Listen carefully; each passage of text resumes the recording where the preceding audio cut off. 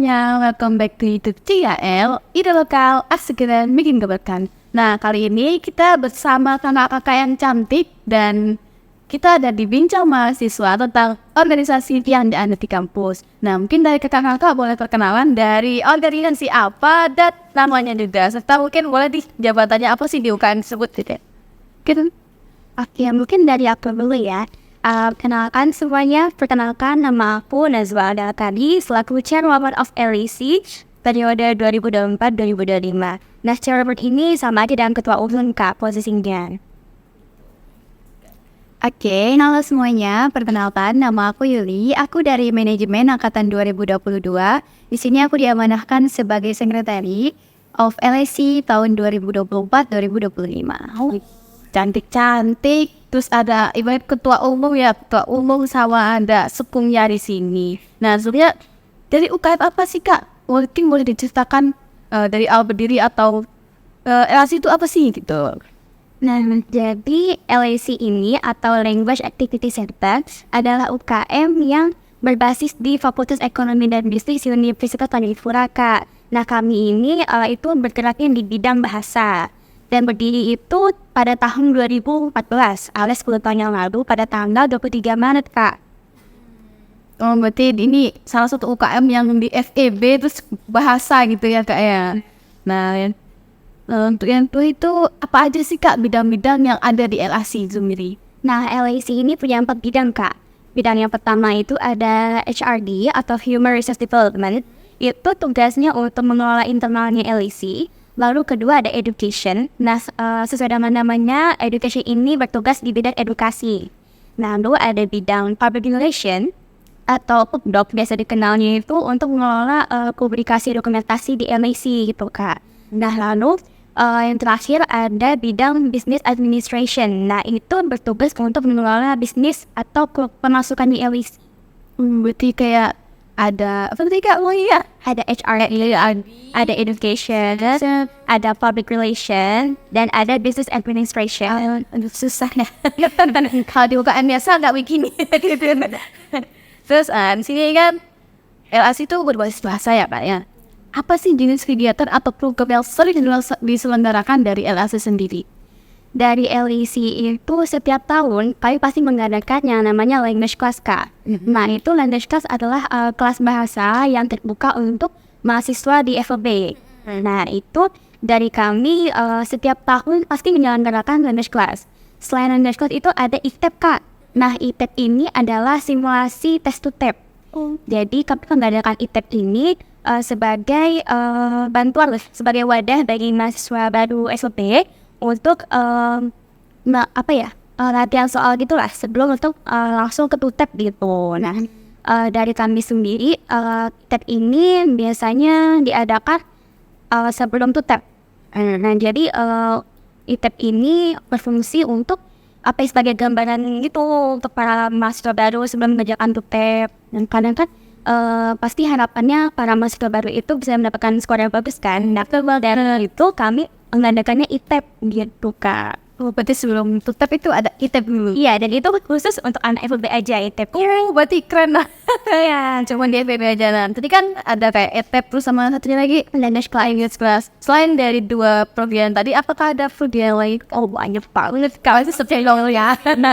Mana sepilong Kak? Oke, mungkin dari yang tahun ini aja ya. Yang tahun ini kami ada mengadakan welcoming members. Itu untuk penyambutan anggota baru di LAC dari open recruitment-nya sampai penyambutannya. Lalu setelah itu kami ada kegiatan staff tracking and review. Itu khusus kami aja sih yang internal LAC. Terus ada gathering day untuk internal LAC juga. Lalu kami ada kegiatan LCE.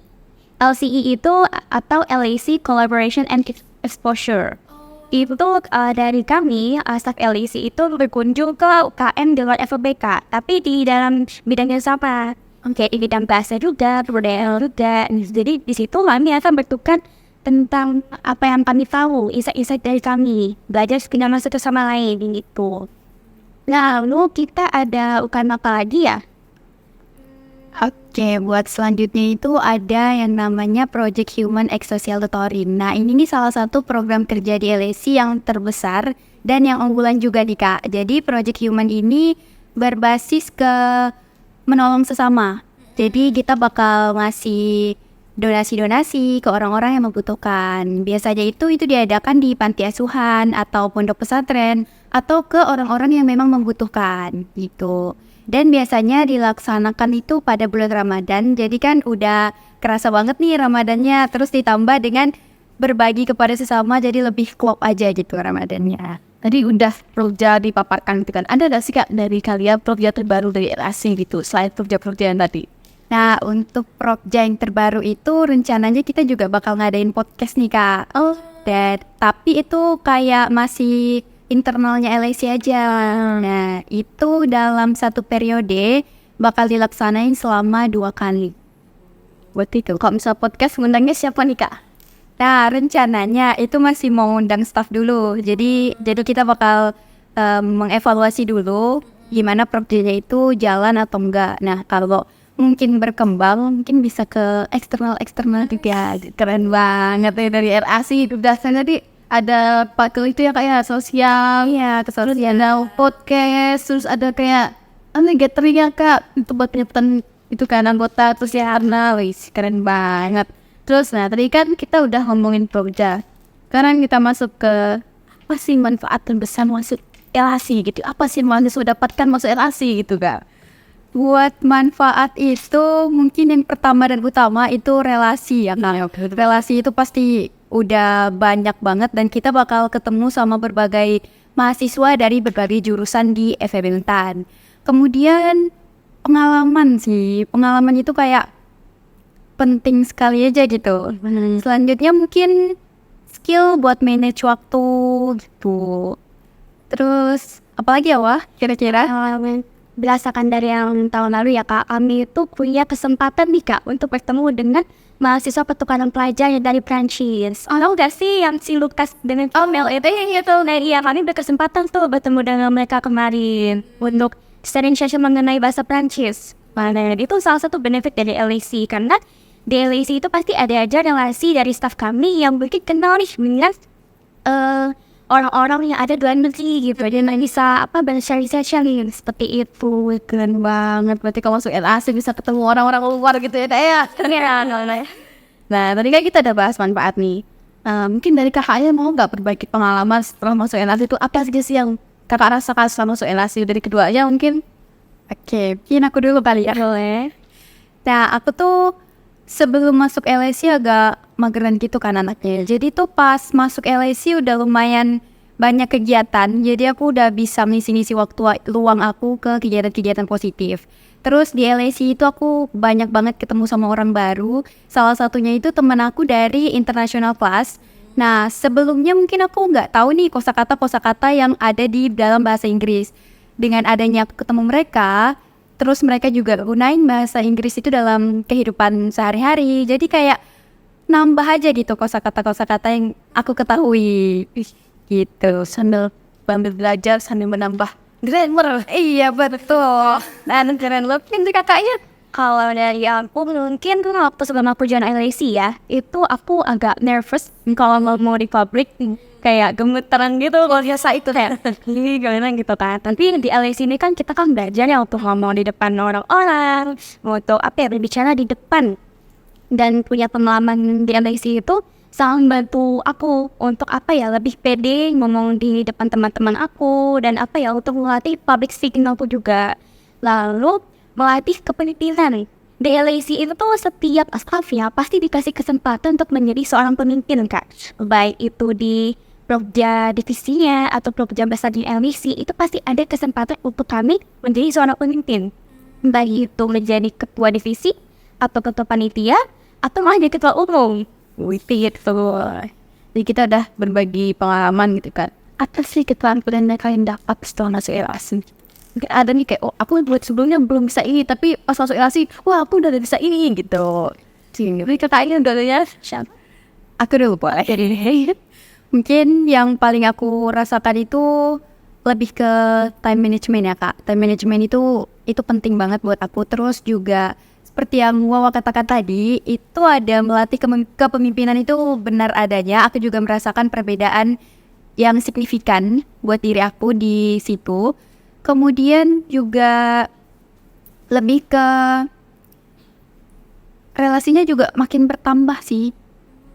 Itu dari aku. Dari Wawa gimana? Kalau dari aku, skill yang aku dapat udah pasti public speaking aku kan, kayak tadi yang aku ngomong di awal. Lalu untuk skill sama kepanitiaan mungkin, kayak aku jadi mungkin lebih paham cara mengelola administrasi, terus aku paham nih cara mengelola sebuah acara. Karena aku di LAC itu sebenarnya masih event organizer kak. Bukan anak acara banget nih kayaknya. Iya benar, kurang lebih kayak gitu. Terus kepemimpinan, karena aku juga dikasih LAC kesempatan untuk menjadi pemimpin beberapa kali gitu di LAC, untuk menjadi ketua panitia, untuk jadi seorang CO atau koordinator gitu ya. Terus juga aku pernah jadi supervisor. Nah gitu kak. Jadi untuk skillnya ya itu sih public speaking dan juga administrasi sama menjadi seorang pemimpin.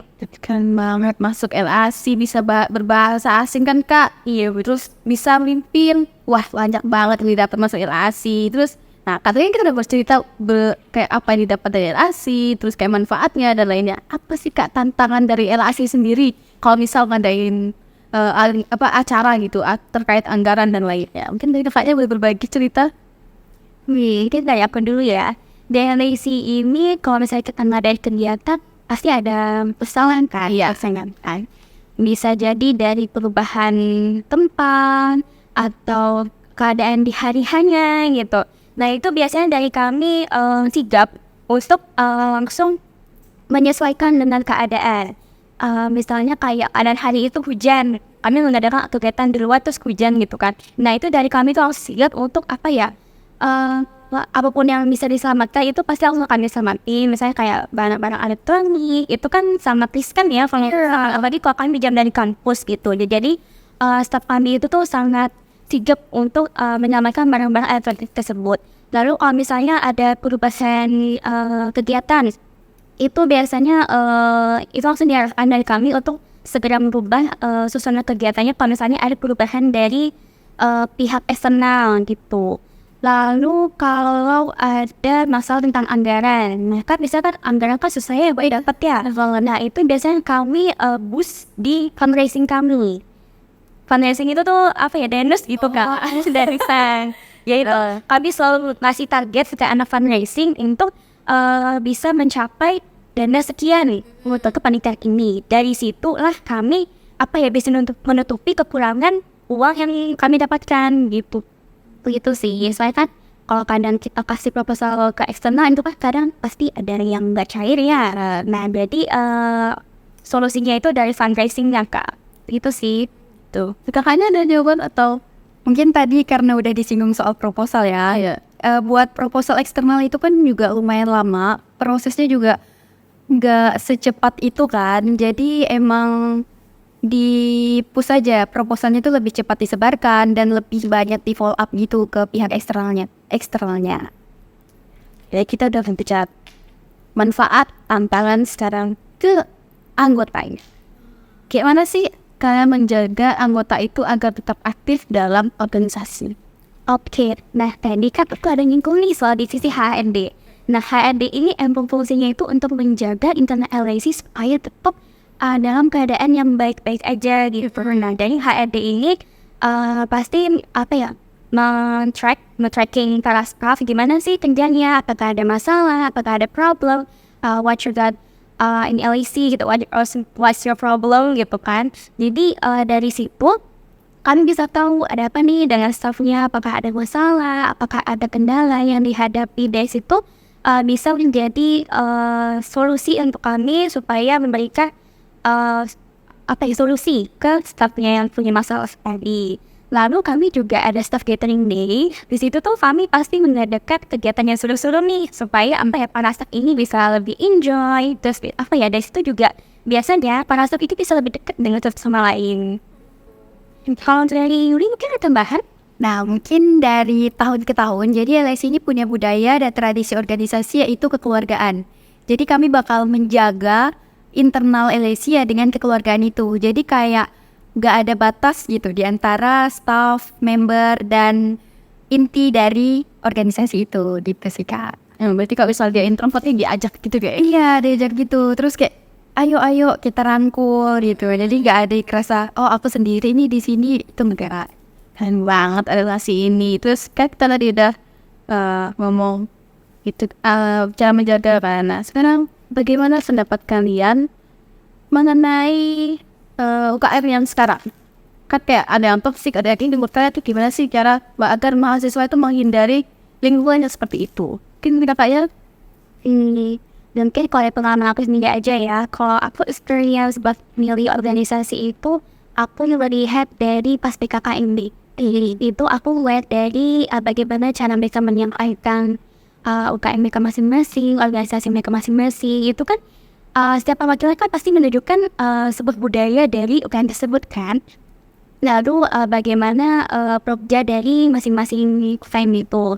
Lalu yang terakhir itu aku biasanya coba-coba nih dari UKM yang ada, yang aku udah tertarik dari awal aku coba. Terus nanti aku lihat kayak yang ini kayaknya lebih cocok untuk aku, apa lingkungannya lebih nyaman untuk aku ada di situ. Lalu apa ya, visi misinya juga cocok di aku gitu. Karena nggak bisa dipungkiri ada juga yang merasa UKM ini bagus, aku nyaman di sini. Tapi ternyata orang lain yang ada di UKM itu merasa kayak aku nggak cocok di sini. Jadi dia masih main ke yang lain gitu. Itu sih nanti kalau dari aku. Oke. Jadi udah tersampaikan semua dari bawah. mungkin menurut kakak sendiri gimana secara memilih dan menghindari lingkungan yang seperti itu ya? Mungkin bisa dilihat dulu sih Kak, dilihat dulu ini gimana projectnya itu apa-apa aja, buat kita nyaman atau enggak gitu kan. Terus biasanya nih kalau di kampus itu kan kita punya teman ya Kak, jadi teman kita tuh enggak hanya di satu kelas, tapi juga ini teman aku ada di organisasi ini, boleh nih aku tanyain, enak gak sih di organisasi A, B, C gitu. Terus Nanti kita udah ngomongin cara memilih organisasi agar tidak terjerumus gitu kan. Nah, cara mendaftar LAC kayak mana Kak? Apakah ada syarat khusus atau gimana nih? Apalagi ini kan kayak LAC itu language kan, UKM bahasa. Apakah khusus bahasa Inggris atau gimana? Nah, mungkin hanya boleh jelaskan. Oke, kalau dari aku ya, mungkin ini pengalaman aku pribadi. Aku dulu takut banget daftar LSI karena aku gak bisa bahasa Inggris. Dan ternyata setelah aku terjun langsung ke LSI, itu gak seperti yang aku bayangkan. Aku pikir, di LSI ini jago-jago nih. Ternyata kita emang diwadahi di LSI buat belajar bersama-sama. Jadi kayak kalau misalkan kita nggak bisa, ya udah ayo, kita kan ada kemauan belajar. Jadi kita bakal dirangkul terus buat belajar sama-sama gitu kan. Terus kalau buat syarat khusus, di LSI selama aku ikut di LSI itu belum ada sih. Belum ada. Kayak kita punya prinsip, kita mau belajar, kita punya kayak kemauan, itu fine-fine aja masuk LSI. Silahkan gitu. Jadi Wawa? Oke, kalau dari aku, tadi sih udah disampaikan ya sama Yuli. Nah, kalau dari aku itu masuk LSI itu harus punya loyalitas. Benar banget. Karena tidak jarang kan kita banyak nih masuk UKM-UKM lain, terus kita cuma aktif ke satu aja, dan yang lainnya kita lupain gitu, kita jarang ikut. Nah, di LSI itu kali pandang dari loyalitas seorang anggota ke UKM kali gitu. Tapi itu bukan sesuatu yang sangat Kristen banget ya, kayak everyone has their own loyalty to any organization gitu. Lalu lihat nih dari angkatan tahunnya juga, karena kan gak semua orang bisa masuk kan ke sebuah organisasi. Contohnya di staff kami biasanya untuk staff itu pendaftarannya itu dari angkatan yang sama dengan pengurus inti dan 1 tahun di bawahnya, alias semester 5 dan mahasiswa semester 3. Nah, kalau untuk anggota itu boleh dari mahasiswa baru dan juga mahasiswa semester 3 gitu Kak. Itu sih syarat-syaratnya karena udah disampaikan di sini oleh asal. Berarti nggak berbahasa Inggris pun tetap bisa masuk. Tetap Inggris, it's okay.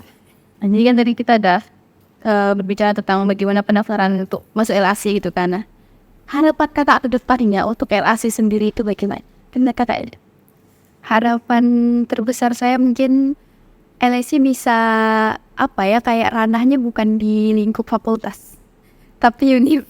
Jadi kayak langsung ke Universitas Tanjung Pura. Jadi Universitas Tanjung Pura itu memiliki UKM tersendiri yang khusus di bidang bahasa gitu Kak. Jadi mungkin udah ada UPT, tetapi ini kayak benar-benar ke sesuainya loh.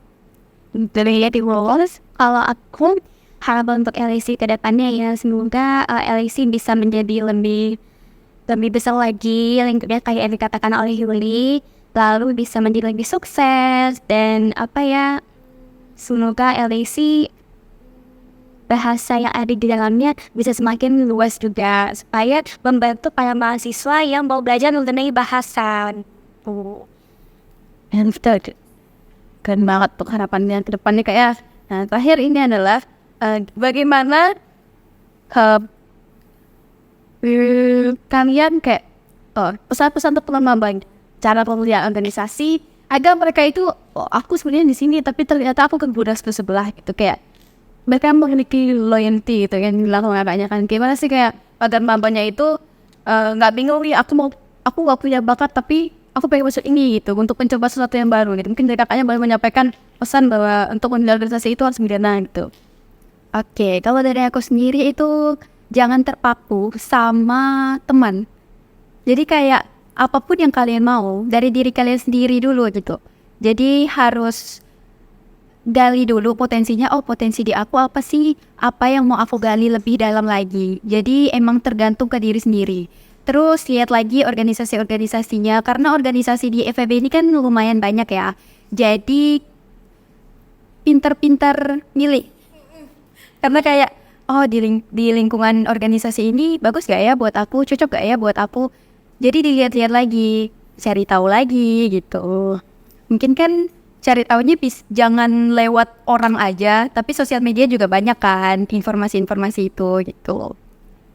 Kalau dari aku tips untuk para maba nih dari UKM, mungkin emang sih nggak boleh berpaku sama temen ya. Cuma you can ask your friend about this organization gitu. Karena mungkin teman kamu tuh ada yang kenal nih di organisasi itu gitu kan.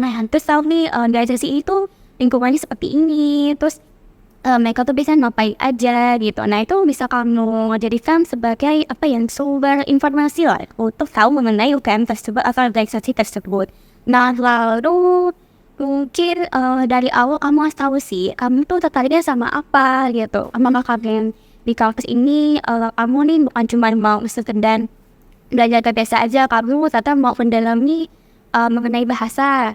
Berarti kan bisa nih ke LAC gitu kan kalau mau belajar soal bahasa, atau mau berkontribusi dengan organisasi kampus, mungkin bisa join ke organisasi kayak Hima atau BEM gitu, atau mau belajar mengenai seni gitu, mungkin bisa ke UKM yang mengenai seni ya gitu sih. Mulai dari diri kamu sendiri, kamu tuh mau masuk kemana gitu.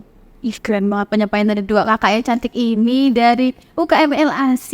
Nah mungkin sekian dulu buat bincang hari ini gitu kan Kak.